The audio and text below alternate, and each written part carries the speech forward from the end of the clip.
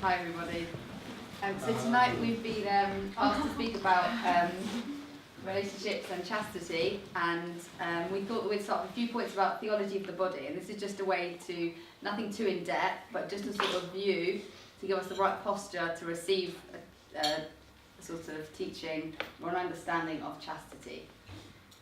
So theology is the study of God, and as we know from John's Gospel, and he describes God as light, theology of the body is a way of studying the body in the light that God has given us. So often we see the body from the perspective of like biology or chemistry, maybe even economically, and health. It's very useful, but if we just look at it in isolation, then it is also incomplete. So John Paul II wanted to be able to see it in its fullness from God's perspective. So this is in fact his original title, Human Love in the Divine Plan, a way of looking at the human body and human sexuality from God's viewpoint and from his intention. Oh mate.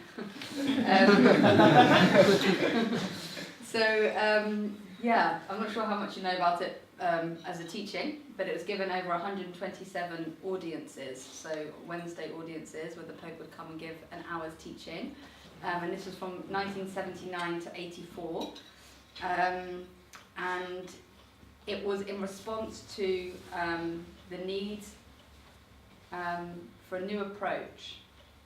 And previously, the church and often society just asked people to trust without an explanation a teaching.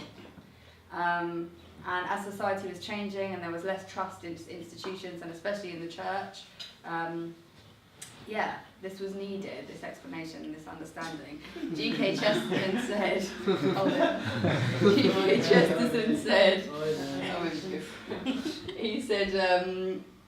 he said, there's more madness coming out of Manhattan than Moscow. And in 1917, he said this in the 1920s, and in 1917 there was the Russian Revolution, but he was referring to the sexual revolution. So this was John Paul II's attempt at that. As we can see, his prediction has sort of come true. It's almost slightly prophetic that it has turned to a lot of madness, the sexual revolution. So, I guess the next one.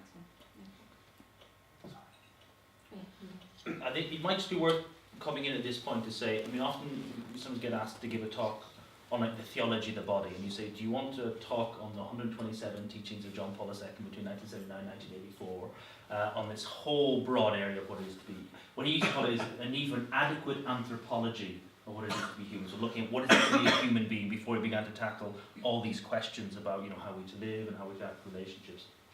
I think this is a really nice, succinct quote, because sometimes people ask me, say, well, what is the theology of the body? And I go, I've been reading it for years and I just can't put it into a paragraph. I think this sums it up quite well. Just to give you an idea, while we're kind of looking at it within one context or one light tonight, this is a huge, huge area that, the more and more you read it, you realize you're just sort of like sipping the foam of a Mocha Grande. Or a pint of beer. The theology of the body is more than an exposition of the Church's teaching on human sexuality. It is, in fact, the Church's sacramental worldview, understood, structured, and articulated for a culture plagued by a diseased understanding of man.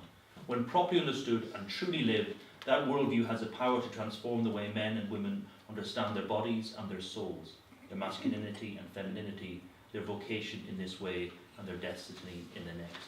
So in one sense, we're giving you a very small little window into what is a really, really big area that we encourage you to look at deeper if you get the chance. So John Paul II actually started the teachings by looking at Matthew 19, and his methods of this study was from looking at the Bible and also human experience. And in Matthew 19, I'll just read a little snippet from it. He starts here because he wants to follow the direction that Jesus points us in fact. So let's just hear what has to say in Matthew 19. Some Pharisees approached Jesus and put him to the test and said, "Is it against the law for a man to divorce his wife on any pretext whatever?" He answered, "Have you not read that the Creator from the beginning made them male and female, and that he said, 'This is why a man leaves his father and mother and becomes attached to his wife, and the two become one flesh. They are no longer two, therefore, but one flesh. So then what God has united, human beings must not divide.'" And it was this this arrow that Jesus said, "Have you not read from the beginning?" that John Paul wanted to follow and to hop on board with. He went straight back to the beginning and he looked at Genesis 2 that Jesus quoted from. And often when we think of that story and that aspect of creation, we might think of original sin, and that's quite an emphasis of it, the fallen nature of man. But actually, he recognised that there were 4 original experiences, and original sin was in fact the last.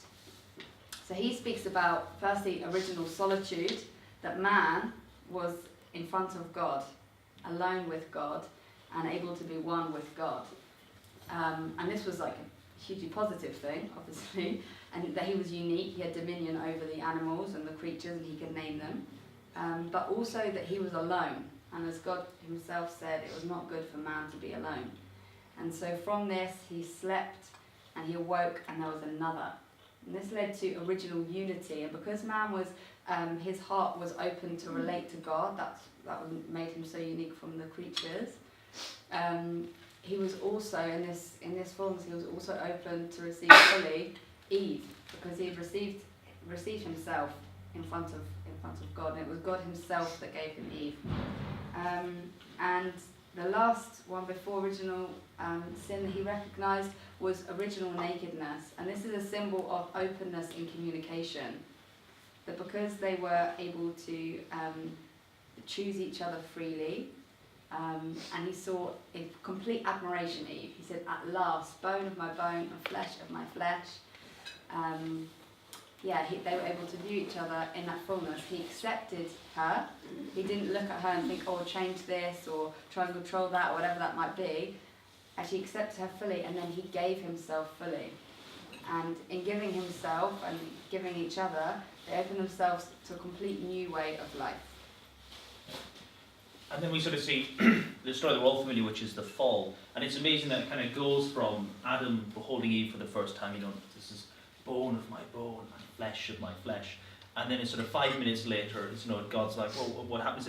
That woman that you put me with, this is not really, that woman, you put me with her, she made me eat the apple," and the first couples fight, but would you see that change? And it makes so much sense. Why do we live in this world, and why is it that thing that we desire most, sort of love, is so hard and so difficult? We realise that sin has sort of entered, and it makes it murky, makes it difficult, makes it hard. So we live in one sense with still a sort of a glimmer of that originalness, that unity, that solitude with God, and yet we struggle with it in the context that we're in, with concupiscence, as the term the church would use.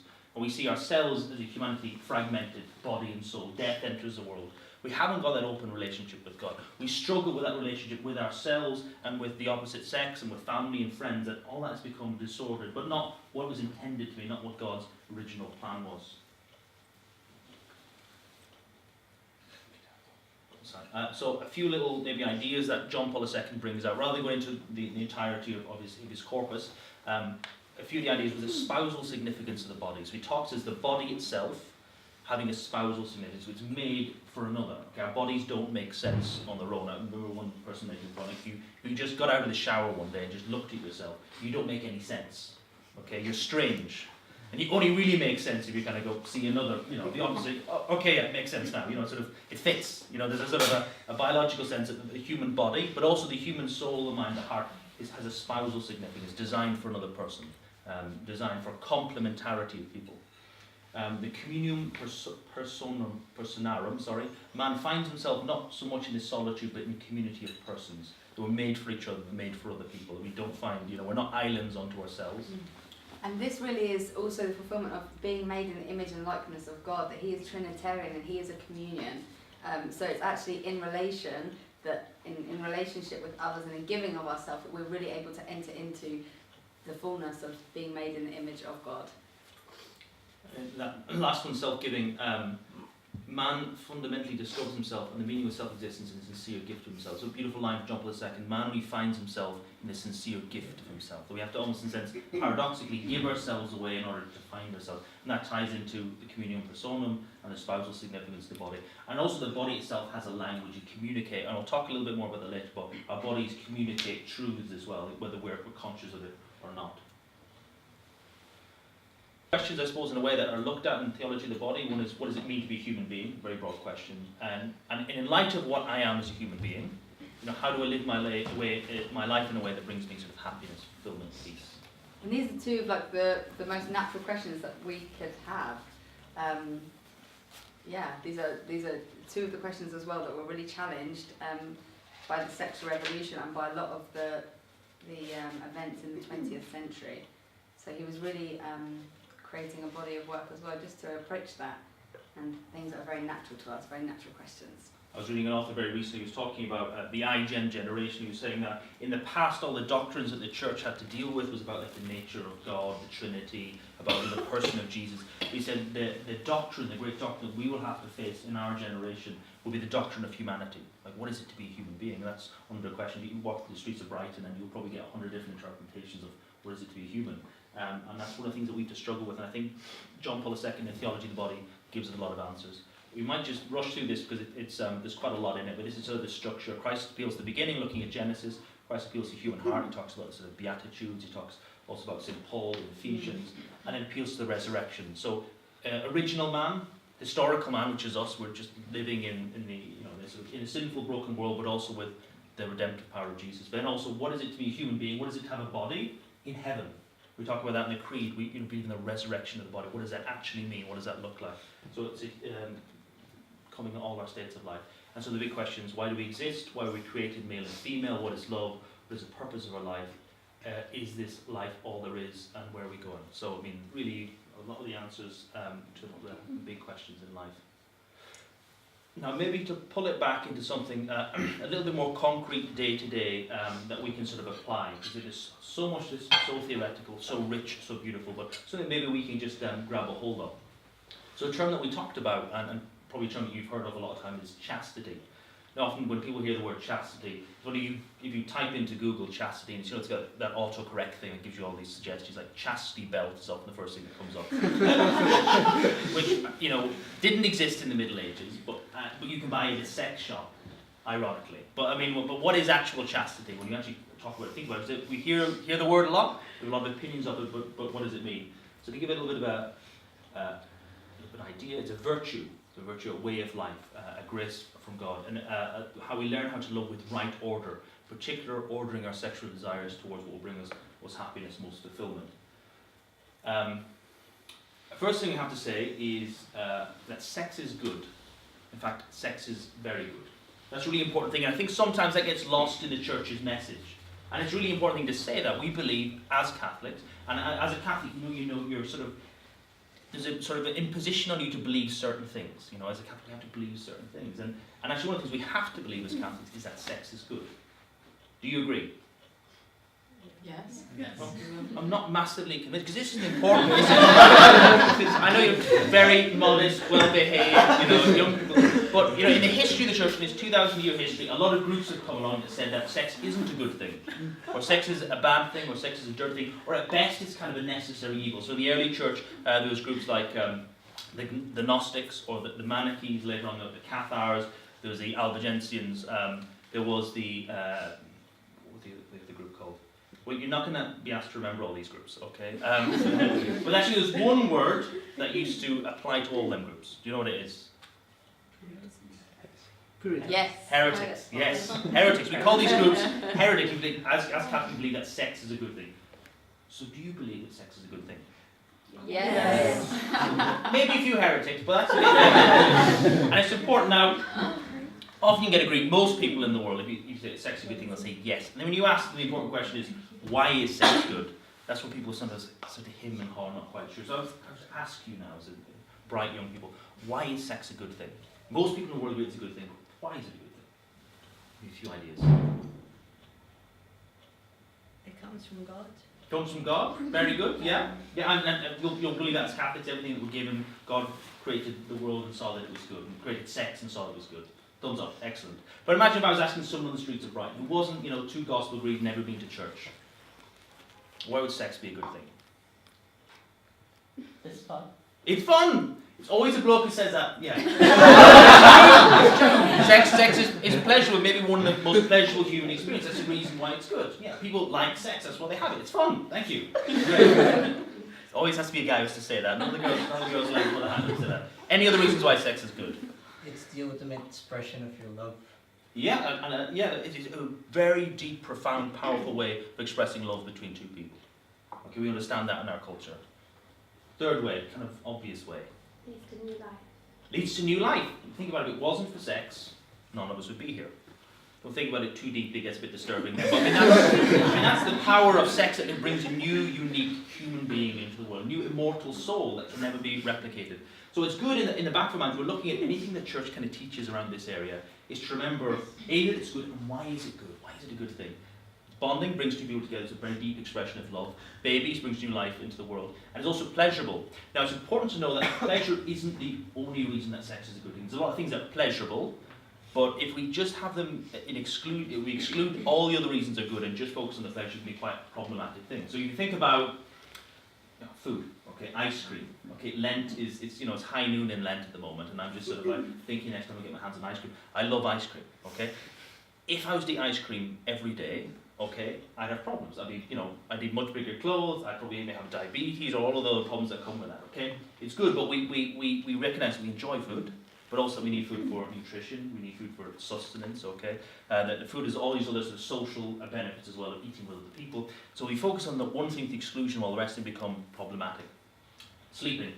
One of the most pleasurable things you can do. But if I just slept all the time, didn't get out of bed, I wouldn't have a job, I wouldn't have much life. The pleasure becomes the only thing we do a certain thing, it becomes slightly distorted. So it's important to remember that pleasure goes with the other two things as well.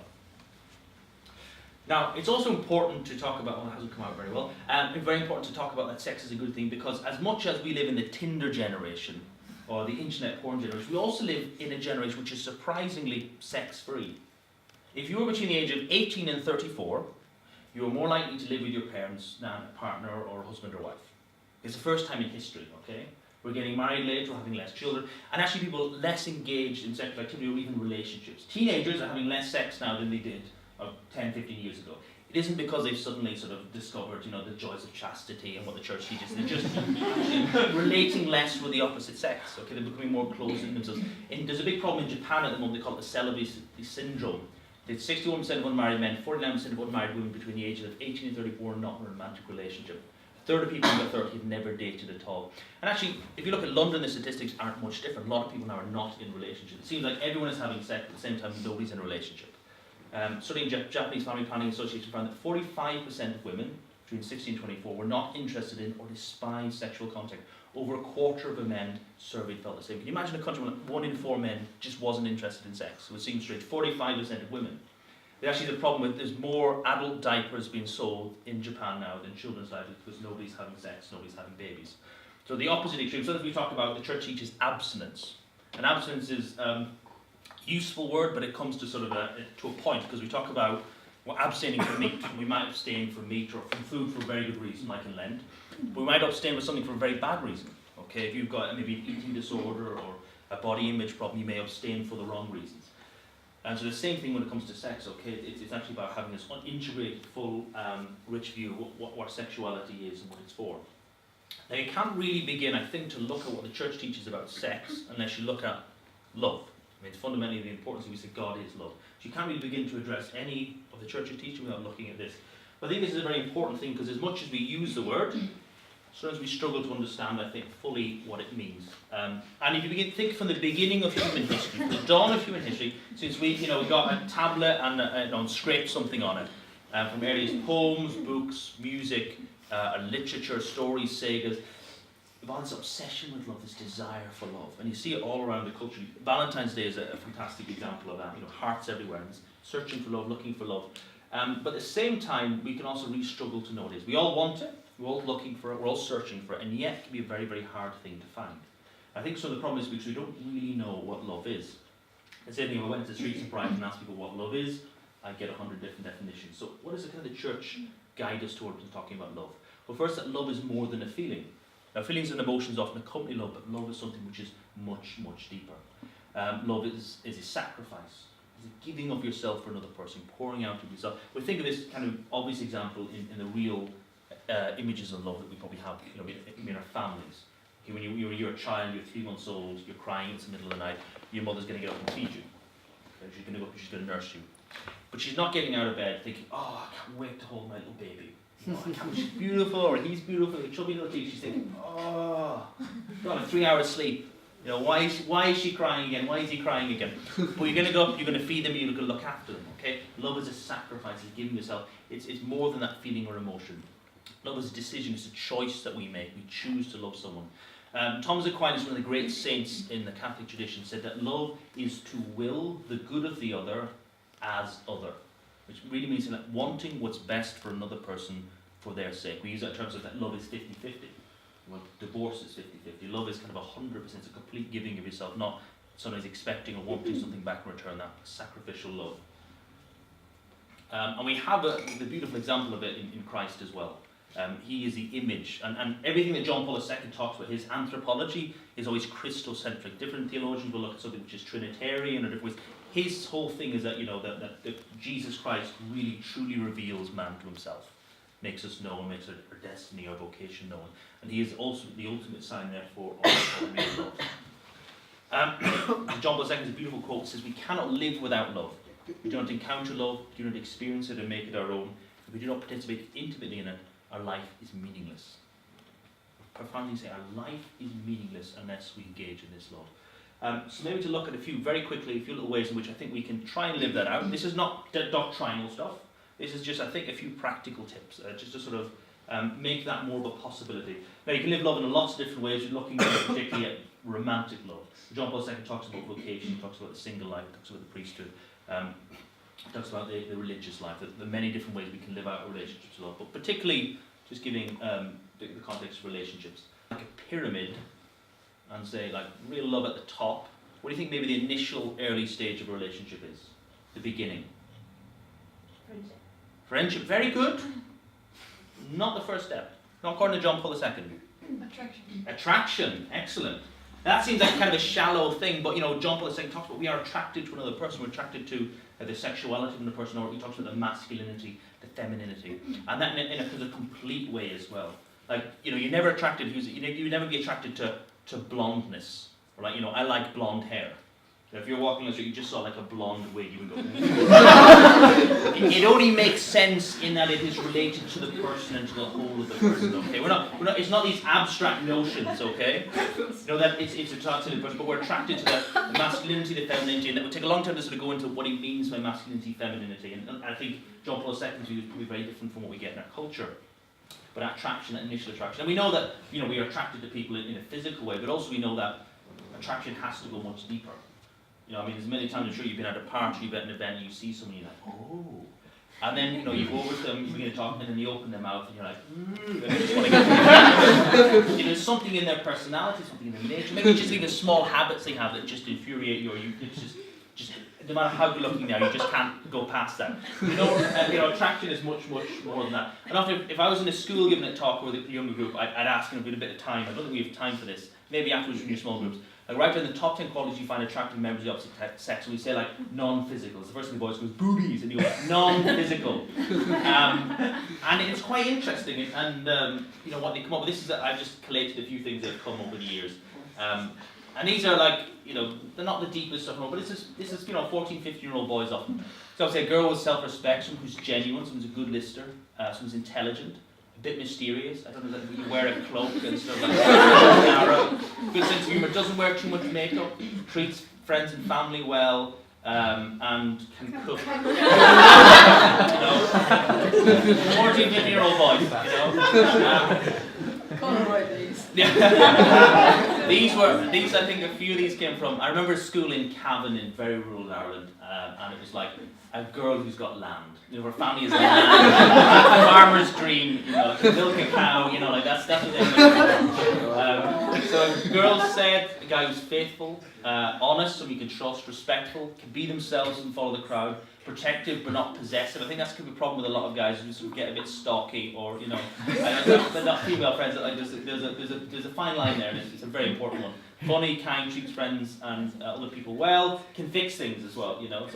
There's always a jam jar somewhere that a man needs to open. I always wonder when they figure a way of just getting something other than a jam jar, there'll be no need for men, and so still clinging on to that. And it's important to know, I think, what you're attracted to in another person as well. And not just it's physical thing, but the qualities of that person. What are the things that you're really looking for? And sometimes if you don't know that, if you don't have a standard in your own mind, you're not going to find what you're not looking for at the same time. So I think it's very good to have a clear mind. Maybe you can go home as a little exercise. What is it what are the non-negotiables? What are the things I wouldn't settle for in that other person? And when you have an idea of that, and it has to be able to ride a horse, wear shining armour, has a £2 million annual salary, but the really sort of important things. Second point, well, someone said it already, friendship. And I suppose, sometimes I talk to school kids, friendship, that means you have to be friends with someone before you go out with them. But I tend to think the best relationships, and those that we know, there's a friendship, there's a genuine camaraderie. Friendship is, someone, if you think of your real friends, your good friends. I mean, I've got, I think, almost 1,000 Facebook friends, and I sort of went through trying to sort of see how many of them I actually knew recently. It wasn't a lot. I'd spoken to in the last 5 years. But genuine friendships. And sometimes we only have only 1 or 2 people in life that we're genuinely friends with. The people that want what's best for us, care for us, wouldn't do anything that would hurt us or damage us in any way. They would put us first. I think within that friendship we can really grow and develop and know that person really cares about you for who you are. And also it stops at sort of infatuation. I think it's a very easy thing to fall into when we have this person on a pedestal. We sort of idolise and we worship them. We don't really know them for who they are. We don't have a friendship with them, that healthy rapport. The third step then, I would say, is intimacy.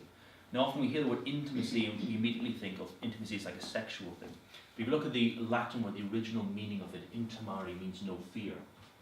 And I think it's a very precious point that maybe we don't have with a lot of people, that we feel that we can be ourselves with another person. They know us for who we are, and we know them for who they are. That you can just be free with that person. I think so. You're initially going out with someone, you want to look good all the time. You want to shoot your best clothes. They're all ironed, everything. It's perfect. And then actually, when you think of any genuine relationship, you think of your parents or people who are married. There's not that sort of obsession about looking perfect, being perfect, putting up a front, or trying to be cool, or trying to be nice, or trying to be funny or interesting. You be yourself with that person. And then at top up we say marriage. Now, if we're talking to a school group, you've sort of gone through all these stages. You say, what do you think is this first step of a healthy relationship? They go, sex. And you go, no. Attraction. Start with attraction. And what's the second stage? They go, sex. And you go, no, friendship. Third stage, sex. And you've gotten all the way up to the top of the curve and you haven't mentioned sex yet. And for a lot of people that doesn't really compute, that doesn't make sense. Why is it the church sort of insists on sort of sex and marriage being two things intimately related? The word will say, well, sex is one thing and marriage is a whole other thing. Why confuse the two together? Well, think of anyone if you've been to a wedding, or if you've maybe married yourself. You've got husband and bride, and in front of everyone in the world they care about, and in front of their friends, their family, and God, they're saying to the other person, I give myself completely to you. I give my whole self to you, for better or worse, in sickness and health, till death do us do part. You see that, the complete gift of yourself to another person. And the church would say it's within that full gift, complete gift, every part of your life, your money, your finances, your health, your total commitment, that you can most freely give that great gift, which is your sexuality. I remember I was talking about before, that the body has a language. John Paul said the body has a language, it speaks. And we often talk about non-verbal communication or body language. We say it's about 80% of what we communicate is non-verbal. It's like, the face we pull, is what our arms are like, how we walk, how our posture, all these things. We communicate a huge amount. We never really think, what does the body communicate when it's having sex? Well, the church says, your body is saying to another person, I give myself totally to you. I give you all that I am. All that I have is yours, and I'm holding nothing back. And if you take, what John Paul II said, if you take that outside the sacrament of marriage, your body is saying that exact same thing. So you're saying to a person, I'm giving myself completely to you, but actually you might not know their name. You might wake up the next day and can't remember who they were, Maybe you're going out with them for a month or two or a year or two, but it may be just something which is passing or fading, two ships in the night. But yet your body is still making this promise to another person. And the Church, or John Paul II would say that really within marriage you can most freely say with your heart and your mind and with your body, in complete unison, that promise you're making to another person. So John Paul II would actually say sex outside of marriage is actually telling a lie with your body, because your body is saying one thing to a person, but your heart and your mind hasn't really made that commitment to each other. This is from the Youth Catechism. People who look for sex without love are lying, because the closeness of their bodies does not correspond to the closeness of their hearts. So we can't really divorce them two aspects of themselves. To be a human being is to be a body, a mind, a spirit, in unison with each other. Now, another thing we have very prevalent in our culture is cohabitation. And in one sense, it almost seems a very, very practical response to a lot of the problems we have today. There's a high divorce rate. If you want to jump into marriage unless you know this person really well, you live with them, you got to know the really, really important things, like does he leave the toilet seat open, or does she leave her makeup lying around the bathroom, the important stuff. But it seems to make sense. I think someone you were saying to me that Brighton is one of the most expensive places to live in, the top 5 places to live in England.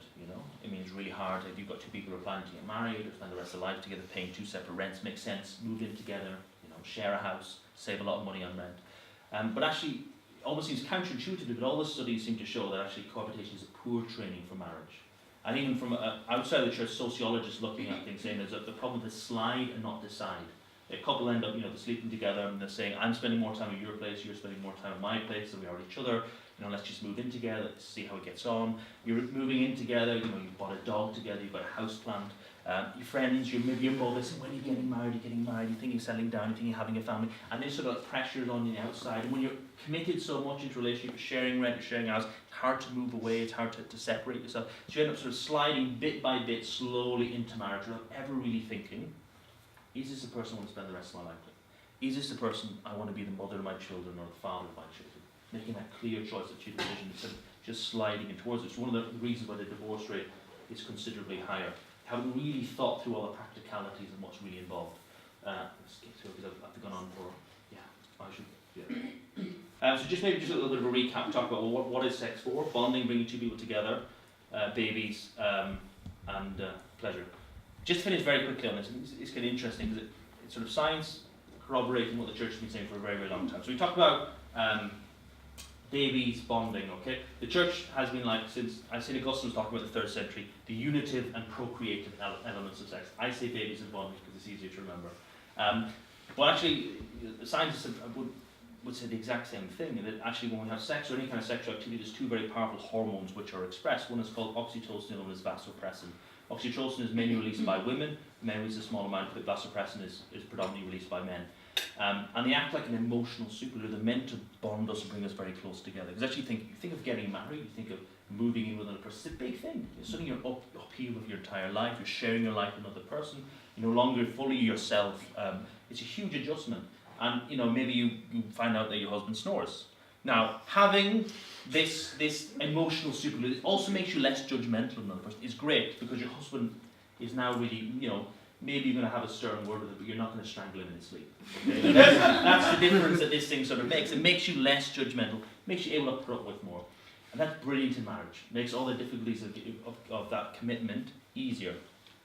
But if you take it outside of marriage and into a relationship when maybe you don't really know who this person is, you don't know quite what their intention is, you don't know they're quite ready for you, they care about you, they love you, are they using you or not, and to become less judgmental, become sort of less aware of where they are and how they are, is often not a very, very good thing. It makes us less clear thinking, because we have to be, to a degree, judgmental.